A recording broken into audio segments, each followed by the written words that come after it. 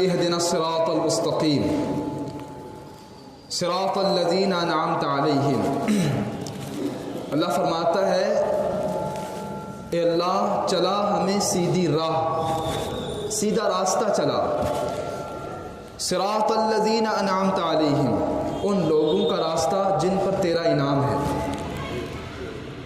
آپ غور کریں، ان دو آیتوں میں اللہ تعالیٰ نے ہمیں اس راستے پر چلنے کا حکم دیا ہے جو اللہ کے انعام یافتہ بندوں کا راستہ ہے، یعنی جو میرے انعام یافتہ بندے ہیں۔ اللہ فرماتا ہے جو میرے انعام یافتہ بندے ہیں، جن پر میرا خصوصی انعام ہے، اکرام ہے، ان بندوں کا راستہ اختیار کرو، ان کے طریقے کو اختیار کرو، ان کی زندگی کا جو طریقہ ہے وہ طریقہ اختیار کرو، ویسے زندگی گزارو۔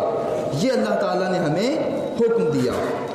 اب ہم دیکھتے ہیں کہ یا اللہ وہ تیرے بندے انعام یافتہ کون سے بندے ہیں جن پر تیرا انعام ہے، جن پر تیرا اکرام ہے۔ تو رب ذوالجلال دوسرے مقام پر ارشاد فرماتا ہے انعم اللہ علیہم من النبیین والصدیقین والشہداء والصالحین۔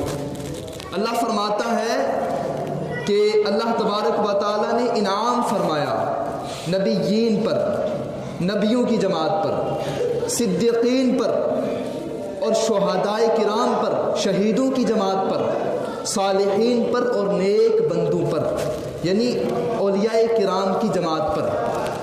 تو پتہ یہ چلا کہ جو اولیاء کرام ہیں وہ اللہ تعالیٰ کے انعام یافتہ بندے ہیں، اللہ تعالیٰ کا ان پر انعام ہے۔ تو نتیجہ یہ نکلا کہ اللہ تعالیٰ ہمیں اولیاء کرام کے طریقے کے مطابق زندگی گزارنے کا حکم دیتا ہے کہ اولیاء کرام کے طریقے کو فالو کرو، ان کے بتائے ہوئے طریقے کے مطابق زندگی گزارو۔ یہ میرے انعام یافتہ بندے ہیں، ان کے طریقے کو اختیار کرو گے تو ہدایت کو پا جاؤ گے۔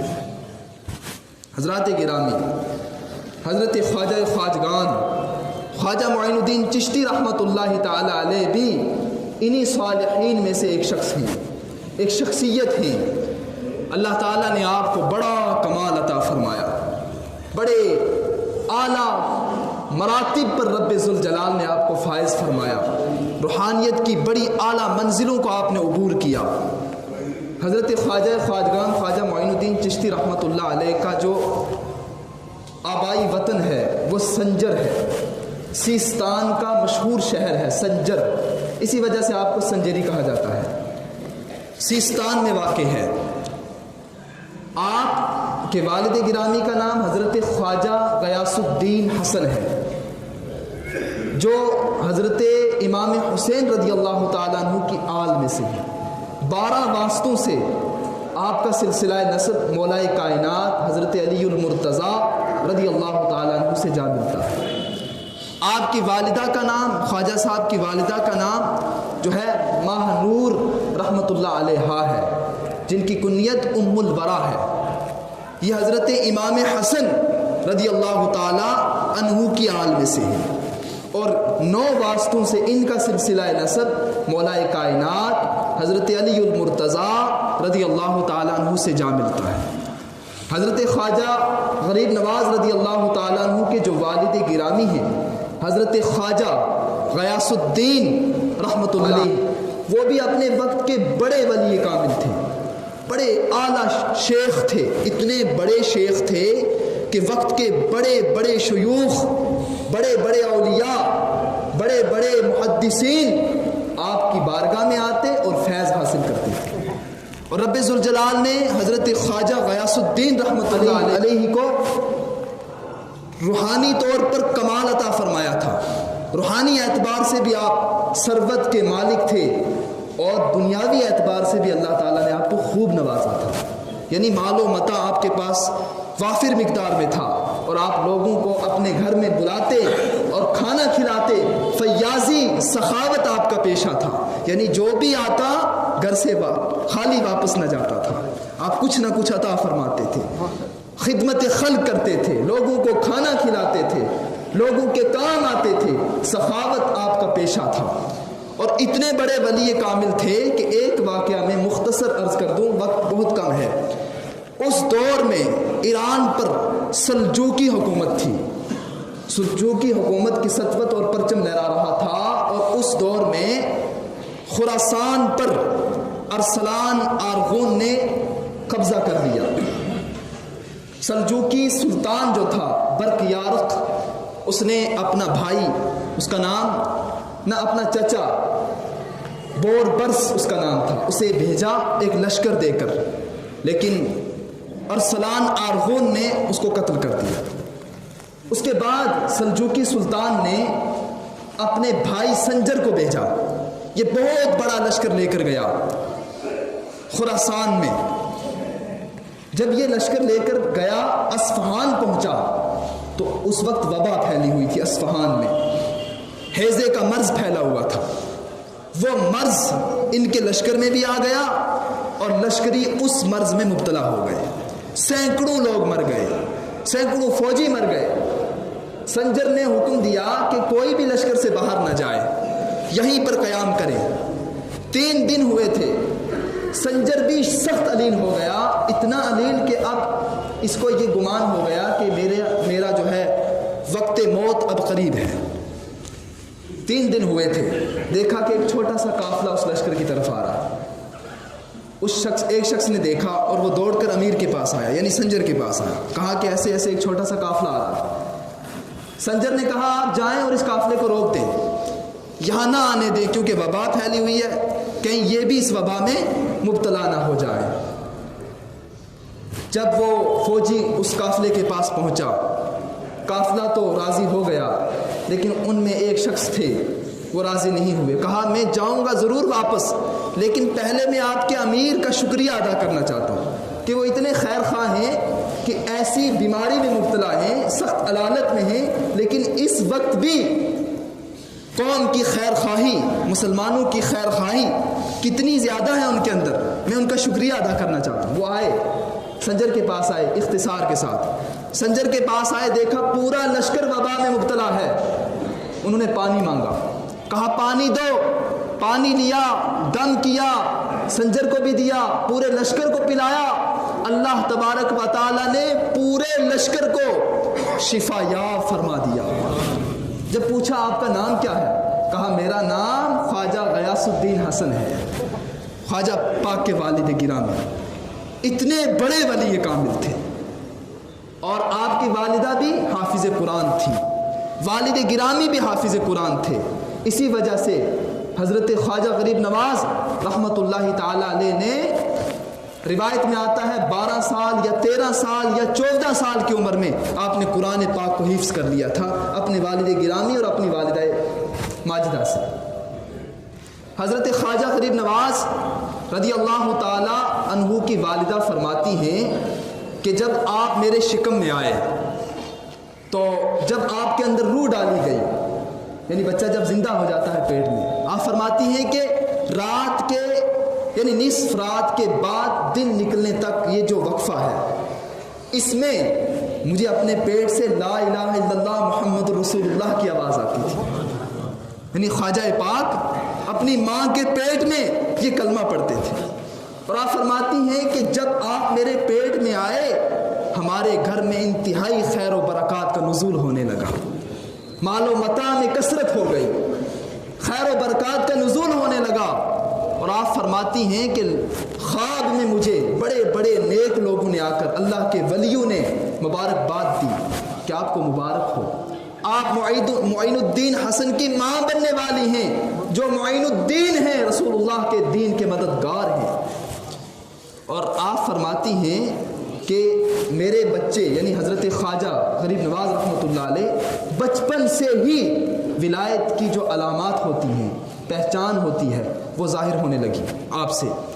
آپ فرماتی ہیں کہ اگر آپ کسی کو بھوکا دیکھتے بچپن میں، یعنی 3 سال کی عمر تھی آپ کی، تو 4 سال کی عمر آپ باہر جاتے، اسے گھر لاتے، کھانا کھلاتے، جب وہ سیر یاب ہو جاتے تو خوشی محسوس کرتے، لوگوں کو کھانا کھلاتے تھے اتنی چھوٹی عمر میں۔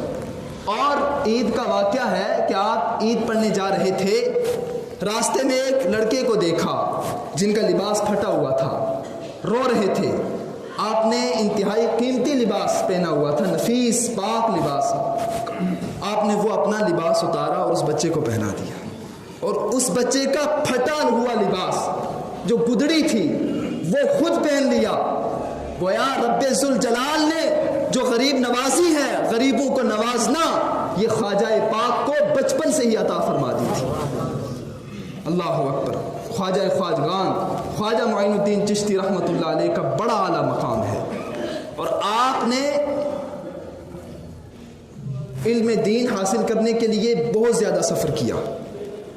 ابھی 14 سال کی عمر ہوئی تھی کہ والد کا انتقال ہو گیا، 2 سال گزرے والدہ کا بھی انتقال ہو گیا۔ اب ورثے کے طور پر، وراثت کے طور پہ آپ کے حصے میں جو ورثہ آیا، جو میراث آئی، وہ ایک پن چکی اور ایک باغ تھا۔ کل آپ نے وہ پن چکی اور وہ باغ بھی راہ خدا میں صدقہ کر دیا تھا۔ خواجہ خواجگان خواجہ معین الدین چشتی رحمۃ اللہ علیہ اپنے جب باغ میں کام کرنے کے لیے جاتے تھے تو اس باغ کا کام خود ہی ہو جاتا تھا، یعنی کوئی آتا اور کام کر کے چلا جاتا۔ آپ کو تجسس ہوا کہ میں دیکھنا چاہتا ہوں وہ کون ہے جو میرے باغ کا کام کر کے چلا جاتا ہے۔ رات کے آخری پہر آپ باغ میں گئے تو دیکھتے ہیں کہ درختوں سے پھل اتر رہے ہیں اور ایک جگہ جمع ہو رہے ہیں، لیکن اتارنے والا نظر نہیں آتا۔ آپ نے فرمایا کہ دوست کو دوست سے پوشیدہ نہیں رہنا چاہیے، یعنی دوست کو دوست سے چھپنا نہیں چاہیے۔ اتنا کہنا تھا کہ وہ مخلوق حاضر ہو گئے، جو بھی مخلوق تھی، یعنی جنات تھے، وہ حاضر ہو گئے بشری شکل میں، اور عرض کرنے لگے کہ آپ جب قرآن پڑھتے ہیں، خواجہ پاک اپنا کام کر کے قرآن پڑھتے تھے، نوافل پڑھتے تھے، قرآن کی تلاوت میں مشغول ہو جاتے تھے۔ جنات نے کہا حضرت آپ جب قرآن پڑھتے ہیں، آپ کا قرآن پڑھنا ہمیں اتنا پسند آتا ہے کہ ہم کام کر کے آپ کی قرآن کو سننے میں مشغول ہو جاتے ہیں۔ سبحان اللہ۔ خواجہ خواجگان خواجہ معین الدین چشتی رحمۃ اللہ علیہ ایک دن اپنے باغ میں تھے، اور حضرت ابراہیم قندوزی رحمۃ اللہ علیہ بہت بڑے ولی تھے اور یہ مجذوب تھے۔ انہیں اپنے شیخ کی طرف سے کچھ ملا تھا، اور کہا، انہوں نے جو ان کے شیخ تھے، یعنی ان کے جو پیر کامل تھے، انہوں نے ان سے فرمایا تھا کہ یہ جو میں نے آپ کو عطا فرمایا ہے وہ کھانے کی چیز تھی، وہ یہ جو میں نے آپ کو عطا فرمایا ہے یہ اپنے پاس رکھنا، آدھا تیرا ہے اور آدھا معین الدین کا ہے۔ سبحان اللہ۔ آدھا آپ کا ہے اور آدھا معین الدین کا ہے، جب تک معین الدین کو نہ پالے تب تک اسے مت کھانا۔ اب وہ بھی حضرت خواجہ خواجگان خواجہ معین الدین رحمۃ اللہ علیہ کی تلاش میں تھے، مل گئے اور اپنی گدڑی سے وہ نکالی، کھجور تھا یا پھر انگور تھا، سرخ خشک کھجور تھا یا پھر انگور تھا، وہ نکالا اور آدھا خود کھایا اور آدھا خواجہ پاک کو عطا فرمایا۔ خواجہ پاک نے جب وہ کھجور یا انگور خشک کھایا تو آپ کے دل کی دنیا بدل گئی، دل کی دنیا بدل گئی۔ وہ باغ اور وہ پنچکی آپ نے راہ خدا میں وقف کر دی، جو بھی تھوڑے بہت آپ کے پاس پیسے تھے، اشرفیاں تھیں، وہ لیں اور علم دین کی طلب میں نکل پڑے۔ وہاں سے آپ سفر کرتے ہوئے نیشاپور، سمرقند، بخارا، بغداد تشریف لائے۔ راستے اب توکل اللہ دیکھیں آپ، اللہ رب العزت پر توکل، بھروسہ، توکل اللہ کی ایسی مثال آپ نے پیش کی، قسم خدا کی ایسی مثال نظر نہیں آتی۔ آپ سفر کر رہے تھے جو کئی مہینوں کا سفر ہے، یعنی سنجر سے بخارا، بغداد، سمرقند کا جو سفر ہے وہ کئی مہینوں کا سفر ہے۔ آپ سفر میں تھے، 2 شخص تھے، وہ بیٹھے ہوئے تھے، لباس پھٹا ہوا تھا، تھے وہ ڈاکو، لوٹنے والے تھے۔ کہا کہ ہمیں کھانا کھلا دو۔ خواجہ پاک کے پاس جو بھی کھانا تھا وہ پیش کیا، انہوں نے کھا لیا۔ کہا اب ہمیں کچھ دے دو جو آپ کے پاس ہے۔ آپ کے پاس جو بھی پیسے تھے وہ ان کو دے دیے۔ اور وہ جب لے کر چلے تھوڑے دور گئے واپس آ گئے. کہا آپ کو کہاں جانا ہے؟ آپ نے فرمایا مجھے سمرقند بخارا جانا ہے. کہا وہ تو مہینوں کی مسافت ہے. کہا ہاں. تو انہوں نے کہا پھر آپ کیا کھائیں گے؟ آپ نے فرمایا جو رب ذوالجلال آپ کو کھانا عطا فرما سکتا ہے وہ مجھے بھی عطا فرما سکتا ہے.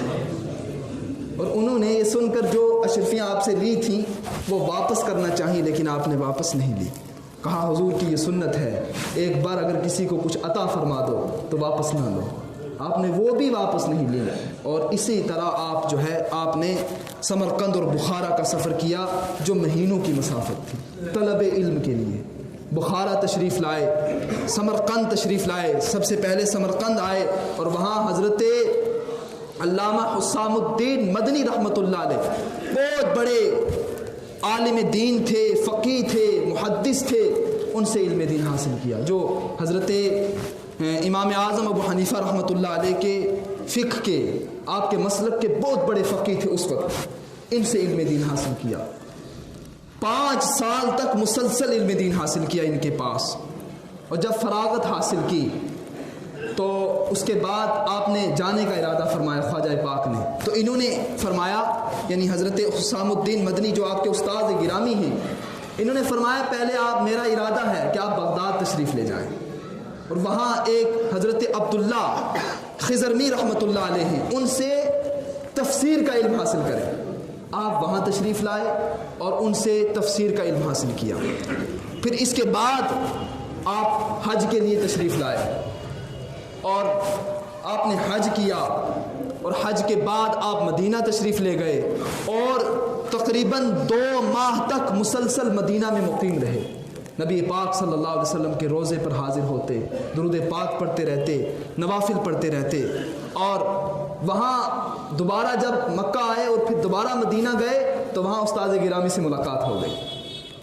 حسام الدین مدنی رحمۃ اللہ علیہ سے ملاقات ہوئی. انہوں نے اس وقت عرب کے جو بڑے بڑے علماء تھے ان سے آپ کا تعارف کرایا. اب دیکھنا یہ کہ خواجہ پاک کو اللہ تعالیٰ نے کتنا علم عطا فرمایا تھا. آج لوگ کہتے ہیں نا کہ ولی بغیر علم کے بن جاتا ہے. بس ولایت کا نام کر لو میں ولی ہوں تو وہ ولی بن گیا. یاد رکھیں علم کے بغیر کوئی ولی نہیں بنتا. ولی وہی ہوتا ہے جو علم عطا جسے اللہ علم عطا فرماتا ہے, جو علم حاصل کرتا ہے.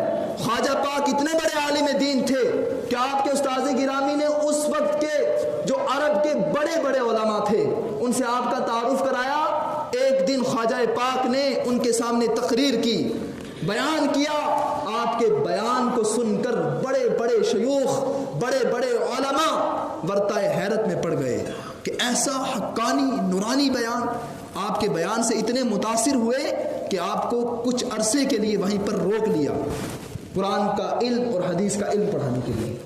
آپ نے مدینہ میں رہ کر قرآن و حدیث کا علم پڑھایا. اتنا بڑا مرتبہ اللہ نے آپ کو عطا فرمایا. پھر اس کے بعد اختصار کے ساتھ آپ پھر دوبارہ جو ہے نیشا پور تشریف لے گئے. وہاں حضرت خواجہ عثمان ہارونی رحمۃ اللہ علیہ سے مرید ہوئے اور 20 سال تک اپنے مرشد کامل کے پاس رہے. 20 سال, اتنا لمبا عرصہ, 20 سال تک. اور 20 سال میں جب رہے اتنا لمبا عرصہ اپنے مرشد کامل کے پاس, تو جب کامل ہو گئے, اکمل ہو گئے, تو ایک دن مرشد کامل نے کہا 1000 مرتبہ سورہ اخلاص پڑھو. آپ نے 1000 مرتبہ سورہ اخلاص پڑھی. پھر کہا کہ مراقبہ کرو. مراقبہ کیا ایک رات اور ایک دن کا. پھر کہا پھر 1000 مرتبہ سورہ اخلاص پڑھو. سورہ اخلاص پڑھی. کہا اب آسمان کی طرف دیکھو. آسمان کی طرف دیکھا تو کہا کیا دیکھتے ہو؟ کہا عرش اعظم نظر آ رہا ہے. اللہ اکبر. کہا آپ زمین کی طرف دیکھو. زمین کی طرف دیکھا تو کہا کیا نظر آتا ہے؟ کہا تخت الثری تک نظر جا رہی ہے. کہا پھر دوبارہ 1000 مرتبہ سورہ اخلاص پڑھو. دوبارہ سورہ اخلاص پڑھو. 1000 مرتبہ سورہ اخلاص کی تلاوت. کہا اب آسمان کی طرف دیکھو. آسمان کی طرف دیکھا تو کہا کیا نظر آتا ہے؟ کہا حجاب عظمت نظر آ رہا ہے. اللہ اکبر. کہا اب آنکھیں بند کرو. آپ نے آنکھیں بند کر لی. کہا اب آنکھیں کھولو. آنکھیں کھولی. کہا میری انگلیوں کی طرف دیکھو. انگلیوں کی طرف دیکھا تو کہا کیا نظر آتا ہے؟ جا رہے ہیں۔ اللہ اکبر، یہ ہے پیر کی نگاہ۔ آئے لوگ کہتے ہیں ولی کچھ دیتے ہی نہیں ہیں، شیخ کچھ نہیں دیتے، ان کے پاس کیوں جاتے ہو؟ لیکن خواجہ پاک کی حیات پڑھو، مقدس زندگی پڑھو، قسم خدا کی، خواجہ پاک نے ہزاروں ولیوں کی بارگاہ میں شرکت کی اور ان سے فیض حاصل کیا۔ آپ بغداد تشریف لائے، غوث پاک کی بارگاہ میں رہے 2 مہینے۔ اس کے بعد آپ ہمدان تشریف لائے، شیخ ابو یوسف ہمدانی کے دربار میں رہے۔ اس کے بعد آپ جو ہے خرقان تشریف لائے اور خواجہ ابو الحسن خرقانی کے پاس رہے۔ اس کے بعد آپ جو ہے چلتے چلتے لاہور تشریف لائے اور حضرت علی خواجہ علی حجویری رحمۃ اللہ علیہ کے دربار میں رہے۔ 40 دن کا آپ نے چلہ کیا، اور اس کے علاوہ بھی بہت اولیاء کے پاس آپ رہے۔ تو اس سے کیا معلوم ہوتا ہے؟ اس سے معلوم یہ ہوتا ہے کہ حق کا راستہ یہ ہے کہ اولیاء کرام سے اپنا واسطہ مضبوط کرنا، اولیاء کرام کی بارگاہوں میں حاضر ہو جاؤ، ان سے فیض حاصل کرو، ان سے فیض حاصل کر کے ہی انسان کامل اور اکمل بنتا ہے، اللہ کی بارگاہ میں مقبول بنتا ہے۔ خواجہ پاک اتنے بڑے عالم دین تھے، اتنی بڑی اللہ تبارک و تعالیٰ نے آپ کو شان عطا فرمائی تھی، اتنا بڑا منصب عطا فرمایا تھا، لیکن اس کے باوجود آپ نے اتنے اولیاء کرام کے پاس گئے، وہاں سے فیض حاصل کیا، چلہ کیا آپ نے۔ اس سے کیا پتہ چلتا ہے؟ اس سے یہ پتہ چلتا ہے کہ اولیاء کرام کی بارگاہوں میں حاضر ہو کر ہی، ان سے فیض حاصل کر کے ہی انسان اللہ تعالیٰ کا مقبول بنتا ہے۔ اسی لیے اللہ تعالیٰ نے ہمیں یہ تعلیم دی، اہدنا الصراط المستقیم صراط الذین انعمت علیہم، یا اللہ ہمیں سیدھا راستہ چلا، ان لوگوں کا راستہ جن پر تیرا انعام ہے، اور وہ اللہ تبارک و تعالیٰ کے نیک بندے ہیں جن پر اللہ تبارک و تعالیٰ کا انعام ہے۔ تو خواجہ پاک کی زندگی سے ہمیں یہ معلوم ہوتا ہے کہ ہم اللہ کے ولیوں کا دامن تھام لیں۔ اللہ تعالیٰ ہمیں حق گوئی کی توفیق عطا فرمائے اور خواجہ پاک کی حیات مبارکہ کے مطابق زندگی گزارنے کی توفیق عطا فرمائے، اور آپ کے فیضان سے مالا مال فرمائے، آپ سے سچی پکی محبت عطا فرمائے، اور آپ کے صدقے سے رب ذوالجلال ہمیں دین و دنیا کی نعمتوں سے سرفراز فرمائے۔ کلمہ پاک کا بد کرنے لا الہ الا اللہ محمد رسول اللہ صلی اللہ علیہ وسلم، آخر دعوایا الحمد للہ رب العالمین، استغفر اللہ تعالی ربی من کل ذنب و خطیئۃ۔